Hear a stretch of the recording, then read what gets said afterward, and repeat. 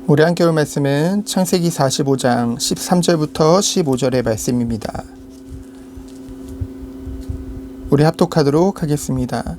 당신들은 내가 애굽에서 누리는 영화와 당신들이 본 모든 것을 다 내 아버지께 아뢰고 속히 모시고 내려오소서 하며 자기 아우 베냐민의 목을 안고 우니 베냐민도 요셉의 목을 안고 우니라.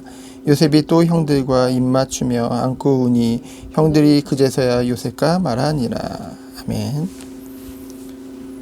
20년 만에 형들과 요셉에게 있었던 보이지 않는 장벽이 무너지는 장면이죠.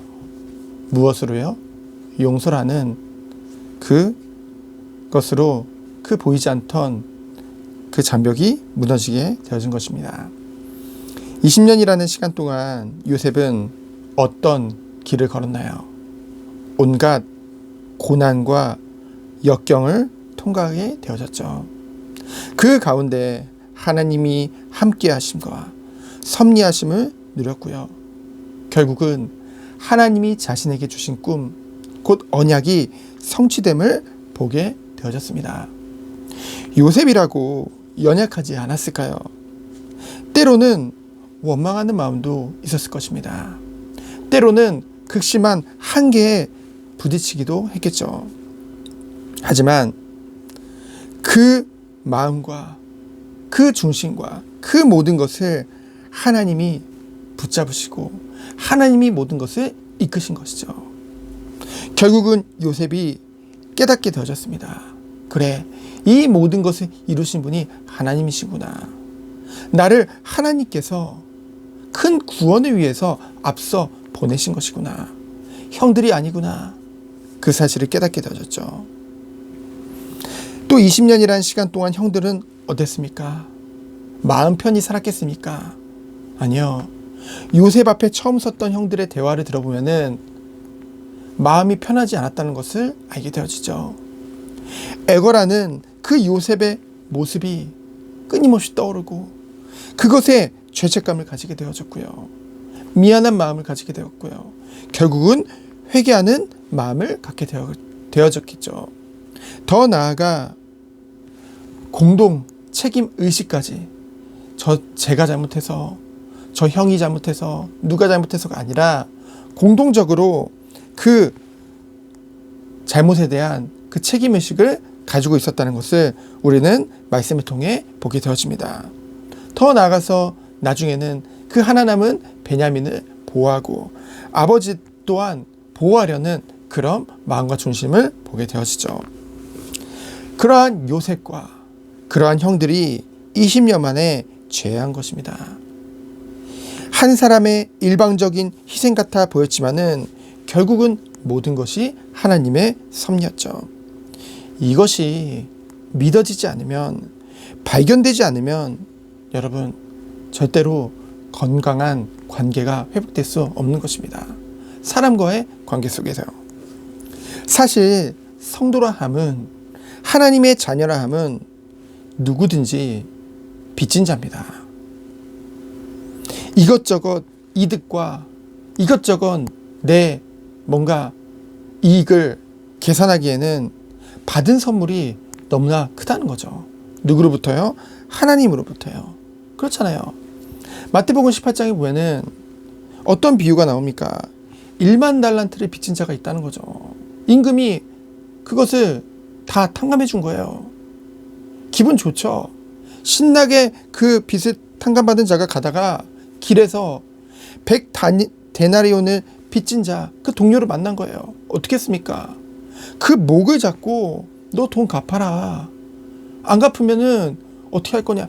못 갚는 거예요. 그러니까 어떻게 했습니까? 가둬버리잖아요. 그 소식을 들은 임금이 화가 나서 어떻게 합니까?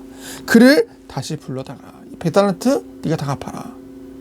1만 달란트 다 갚아라. 그렇게 되어지죠. 이 것을 통해서 우리는, 이 말씀을 통해서 우리 무엇을 깨닫게 되어집니까? 너무나도 큰 선물과 은혜를 받고도 작은 것 하나 용서할 줄 모르는 그런 우리들의 모습을 보게 되어지는 것이죠. 그만큼 우리가 하나님 앞에 지은 죄에 비하면은 우리에게 누군가 좀 안 좋게 행동할지라도 그것은요 너무나도 적은 것이라는 거죠. 우리가 하나님 앞에 지은 죄에 비하면요.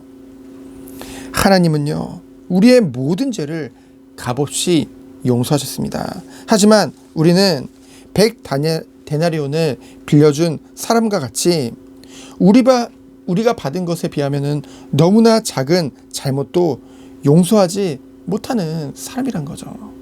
우리 스스로요. 얼마나 부끄럽고 하나님 앞에 죄송한 겁니까? 그렇다면은 누가 나에게 지은 잘못이 계속 생각나고 계속 마음에 그것이 분하게 자꾸 남아있다면은 우리는 어떻게 해야 되겠습니까? 하나님이 우리에게 베푸신 은혜를 생각해야겠죠. 어떤 은혜입니까? 우리는요 그 아담과 하와가 지은 죄로 인해서 그 죄악으로 인해서 끊임없이 죄를 지을 수밖에 없는 그런 죄성을 가진 하나님 앞에 죄인이었다는 거죠. 그런데 로마서 5장 8절을 보니까 우리가 아직 죄인 되었을 때 죄인 된 우리를 위해서 하나님이신 하나님의 아들인 예수님께서 이 땅에 인간의 몸으로 오신 것이죠. 성육신하신 거죠. 낮아지신 거죠. 우리를 위해서. 누구를 위해서? 죄인 된 우리를 위해서. 그리고 모든 재고와 모든 능욕을 다 당하시고 십자가에서 나를 위해 죽으시고 부활하신 거죠. 그러므로 우리를 향한 자기의 사랑을 확증하셨다고 하셨습니다. 그 큰 사랑과 그 은혜를 받은 자가 바로 자녀요 성도라는 거죠. 근데 에베소 2장 8절에 보니까 그 믿음마저도 우리에게 선물 주셨습니다. 그래서 그 예수 그리스도를 믿음으로 하나님의 자녀가 되어진 것이죠. 여러분, 자녀라는 것은 모든 것을 다 주셨다는 것입니다. 여러분, 누군가 우리에게 조금 잘못했을 때 그 잘못이 우리가 하나님 앞에 지은 죄에 비하면 얼마나 작은 겁니까? 용서하지 못한다는 것은요, 이 은혜가 사실은 정말로 내게 은혜로 생각되어지지 않은 거예요. 어찌 보면 뻔뻔한 거죠. 하나님 앞에서는 100데나리온을 빌린 자를 목 잡고 갚으라고 하는 용서할 줄 모르는 그 종과 같은 모습이라는 거죠. 우리의 그런 모습이요. 그래서 오늘 말씀을 통해 결론은 무엇입니까? 우리에게 뭔가 자꾸만 내 생각에 억울하다 생각되는 게 있습니까? 뭔가 사람을 미워하는 마음이 있습니까? 하나님이 우리에게 주신 은혜 속으로 들어가기 원합니다. 그렇구나. 우리는 정말로 하나님 앞에 너무나 큰 선물과 은혜를 받았는데 그 작은 것 하나 용서할 줄 모르는 우리 자신이었구나. 정말 오늘 이 아침에 주 앞에 모든 것을 다 회개하고 주 앞에 나아가서 새롭게 시작되어지는 그런 하루 되어지기를 예수 그리스도 이름으로 축원드립니다. 시간 기도합니다. 하나님 감사합니다. 하나님이 내게 주신 은혜와 축복을 기억하며 정말 하나님이 내게 주신 최고의 선물을 기억하며 모든 자들을 용서하고 사랑으로 품으며 기도하며 모든 관계가 건강해지는 그 축복을 누리는 우리 모든 성도님 되도록 주께서 축복하여 주옵소서. 화평케 하는 자의 축복을 누리도록 주께서 은혜 내려 주옵소서. 살아계신 예수 그리스도 이름으로 기도합니다. 아멘.